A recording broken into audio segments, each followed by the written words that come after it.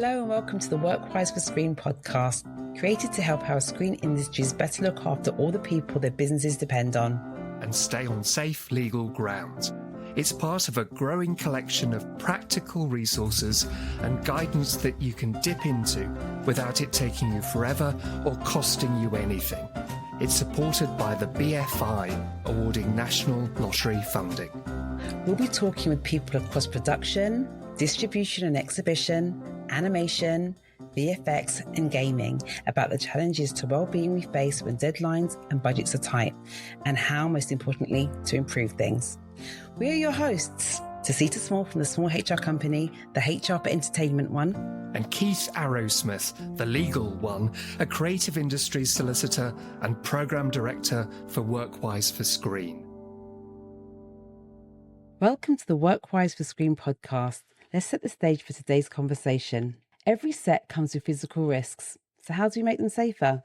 It does become really exciting, doesn't it, when you get to see everyone on set for the first time. But how do we make sure that that moment is as safe as possible?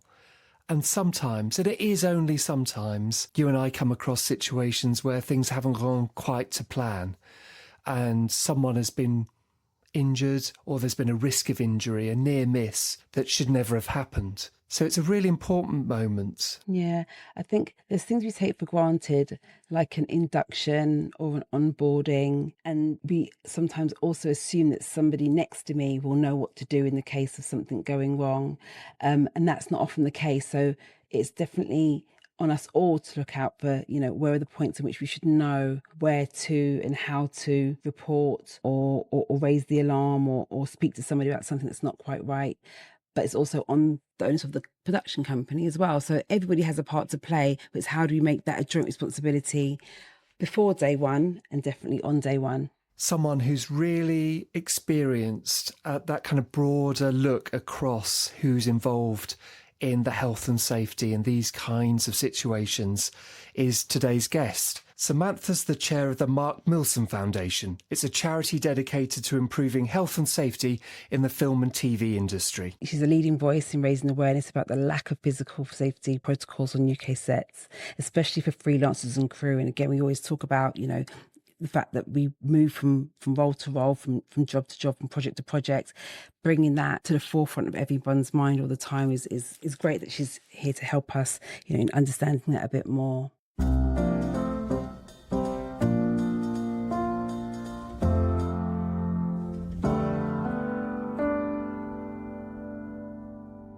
Samantha, it's great to meet you and great to speak with you today. Could you tell us a little bit about how you came to lead the Mark Milsome Foundation? Yes, hi, lovely to meet you and Keith. So I have been involved with film education for over 20 years. And previously, the main thing that was my passion, and I'm still very passionate about, was trying to encourage young people from diverse backgrounds to join the industry. But a couple of years ago, I was introduced to Andra Milson, who was the wife of Mark Milsome. Mark was tragically killed whilst filming on a set in Ghana. This was a totally preventable accident.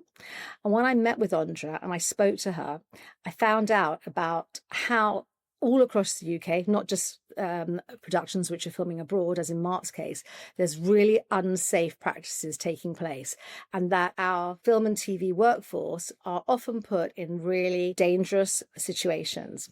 So I became more involved with trying to find out about this, and eventually joined the Mark Milsome Foundation as their chair to really help try and raise awareness of the issues and create education and understanding, and explain to people how really quite simple it is for them to make changes that will protect and empower the workforce. What should a safe set look like then in practice? I'm imagining that most people listening to this podcast are aware of what a set is. I mean, they're often like construction sites. There are numerous hazards. There are cables everywhere. There are loads of moving parts. There are people shouting, people acting, cranes, things happening high up in the sky. There might be off in location somewhere. So there's lots going on, and not every set is the same. But a safe set is a calm set. It's a set where everybody understands what they're meant to be doing, who to talk to if they don't know what they're meant to be doing. A set where there has been a risk assessment really clearly explained to everybody. A set where people know who to go to if they are concerned about something. A set where people are not too tired to actually do their job because they've had a good night's sleep, because they haven't had to drive over 50 miles to get to work, because they haven't had to work continuously for 7 days and more. A set where people are aware of what the environmental and physical hazards are because they've had training. And a set where everybody, whatever their position, has the right experience for the role that they are doing. I would say they're the main principles of a safe set. Yeah, in isolation, they all make sense. Together, it seems like a lot, but together, it's what's going to make that set a safe place to be. Absolutely. If we're looking at what you just listed there, to me, I'm starting to think about the signs that people are safe or that they're being looked after properly are things like visible signs on the wall and induction. Is that what we're looking at there? Are those the types of things that we should be saying, okay, that would make a good sign as though you're on a safe set? Yes, they are. Visible signs are really important. Signposting where to go, who to go to. But interestingly, in the research that we carried out last year, when we asked people working in production on set what was currently going on and what wasn't currently going on, that was something that most productions are getting right. So putting up a poster, they can do that. Yeah. The problem is they might put up the poster and then think, well, I've done it. And that's not the answer. I think the answer goes a few steps back.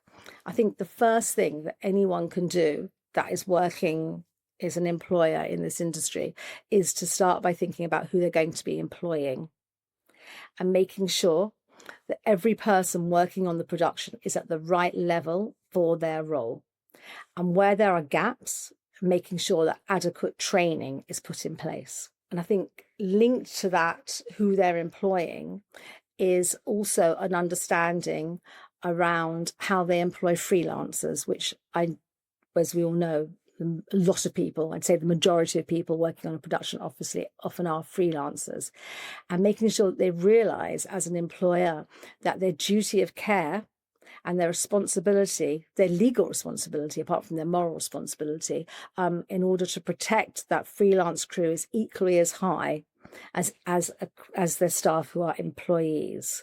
So I think that's the starting point, is who am I employing? Are they at the right level? And do I understand and recognize that I have a duty, a legal duty, as well as a moral duty to protect in exactly the same way all of the people working in the crew? And that means making sure that all of the crew have the training, the health and safety training, that all of the crew, irrespective of freelance or employees, have the same rights in terms of working hours and everything else that goes with that. I think that's actually the starting point. Can I come at it from a slightly different angle and ask who's responsible for making sure that happens? Because again, the day-to-day elements of putting up the poster on the wall is easy to see, but if we're not sure who's responsible for a safe set, then I can see that can be a little bit confusing for people who are new to the industry. So again, as first principles, Samantha, where do you think the buck stops? Well, I say the buck starts every single person working on that set, every single team member is responsible for it to be a safe set. Nobody gets a free pass. So if you are the most junior trainee and you see a wire on the floor that could be dangerous, or you feel too exhausted because you've done too many hours work, it is your responsibility to go and tell someone. Having said that, the buck, as you said, it really is with the management, because they need to create the environment that allows every single person working in that set to feel that they can speak up if they have any concerns. And it is down to the employers, the producers, HR team, to make sure that everybody not only has the confidence to speak out, but knows who to speak out to, and has the training so that everybody on the set knows what is safe and what is unsafe. But it really is a team collective responsibility. One thing that's really important about whose responsibility is it is that the law makes it very clear that the duty of care is on the employer. I mean, better known in our industry as the production company or the broadcaster. I mean, the legislation is there to make sure that they make sure that employees are safe at work. But additionally, if you are working in an irresponsible way, that could lead to harm.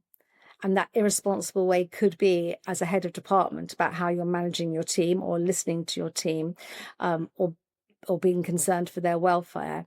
You also could be prosecuted. So it's very important for people to know that it's not just a moral obligation, but it is a legal obligation, which can result in productions being shut down, can result in not just productions being fined, but individuals being fined. And in extreme cases, prison sentence can be issued. And we know that lots of people in that situation might feel inhibited. You know, they might be a junior member of the team. They might be worried about being seen as the troublemaker.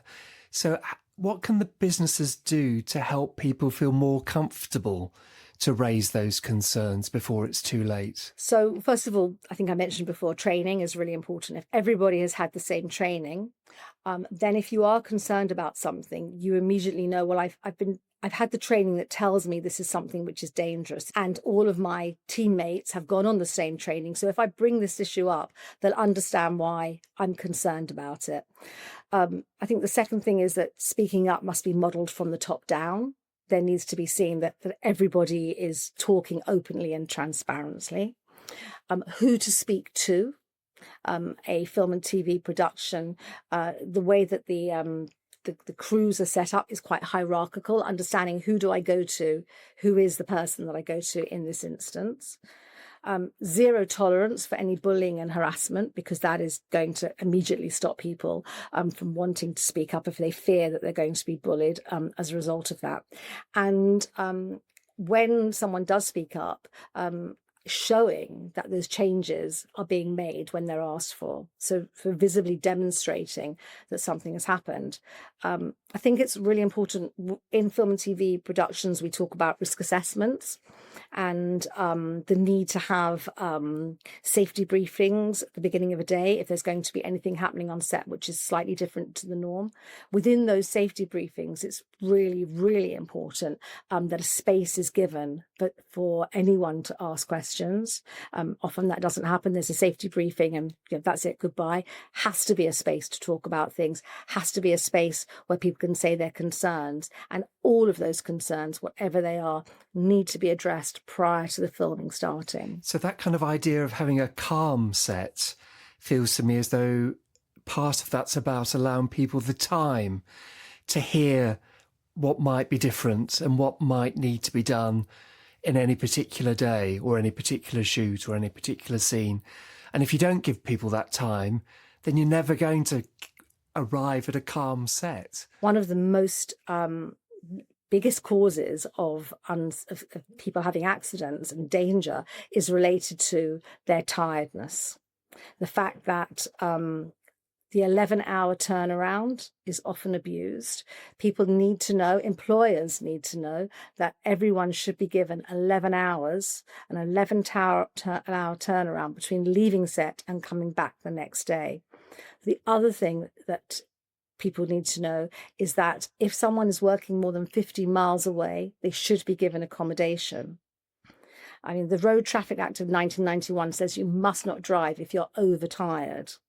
And so many crew tell us that they get in their cars after they finish working or in the morning, and they are so tired that they are scared they're going to have a car crash. That is really serious. So, an empathetic head of department will know where his crew lives or her crew lives. They'll know how far that person has to travel.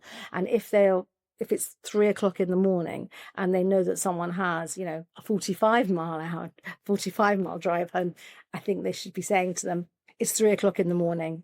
You've got to be back here in 11 hours. I know that your drive home is going to take you an hour. Let's put you up for the night. I mean, they're just the little things which would make a huge difference. I know the foundation promotes the safety passport as a way of making sure that everyone has access to the same training across the sector. Can you just explain how the passport works? Absolutely. So the passport is a screen skills initiative. And if you take our passport, the Mark Milsome one, it's 90 minutes online training.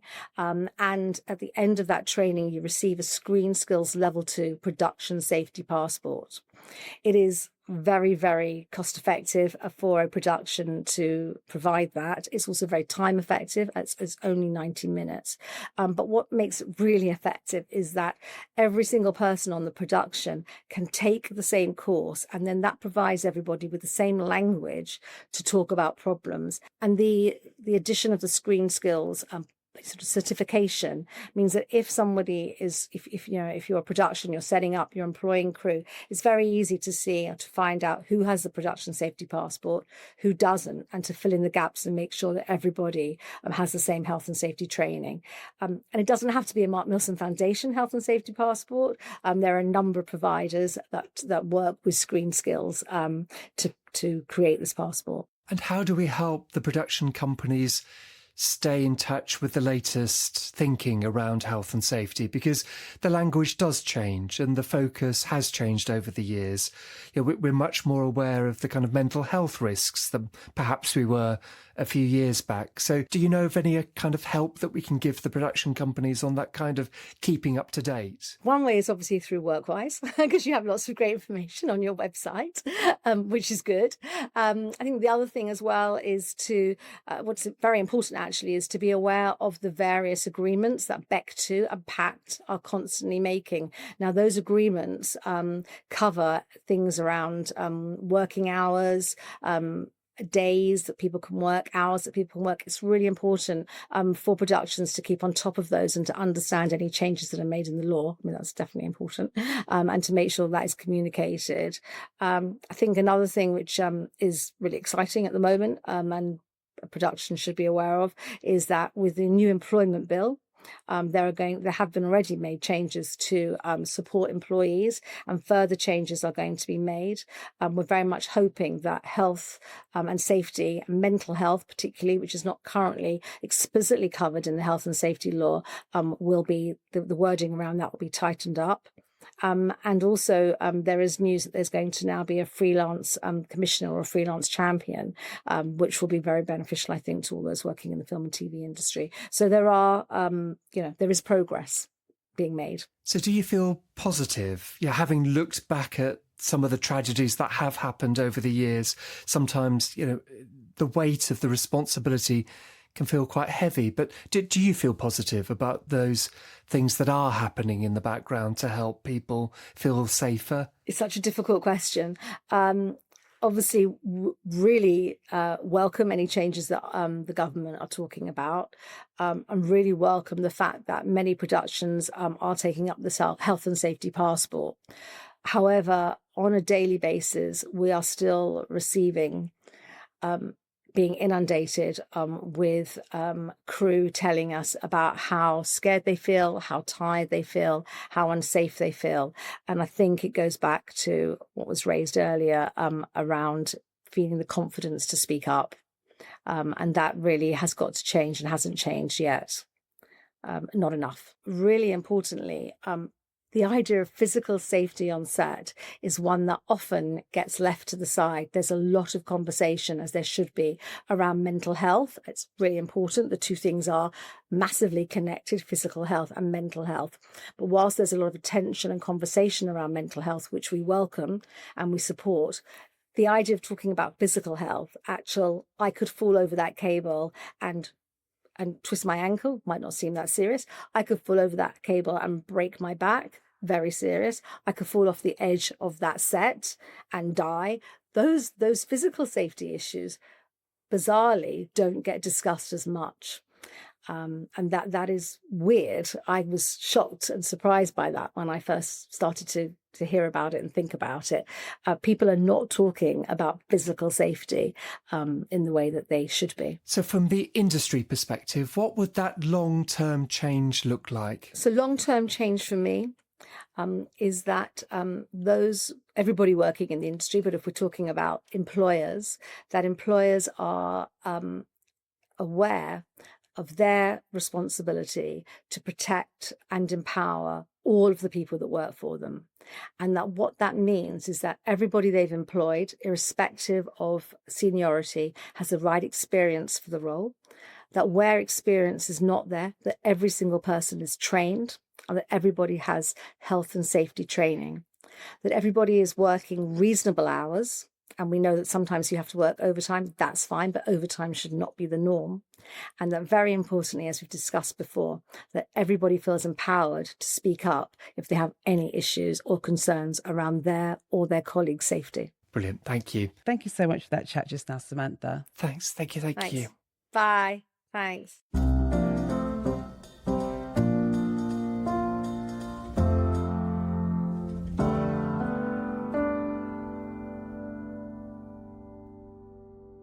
What was really good about that conversation with Samantha is the fact that the onus wasn't placed in one part, and the fact that health and safety in our environment is a responsibility of everybody, regardless of length of service, regardless of worker status, regardless of where you are on that day for that project, for that production, really hit home. And it's that ability to see health and safety in the day-to-day, and to make sure that every time someone new comes to set or a new hazard is introduced to our day-to-day working environment, we're still able to spot it, and we're still able to look after our colleagues, and we still feel able to raise it if we're not sure, and have that confidence that we're going to be heard and we're going to be supported, and we're going to be confident that as a production manager, as a leader, we are on top of it. Yeah, and the majority of things are already in place legally. You know, I'd say there definitely is work to be done,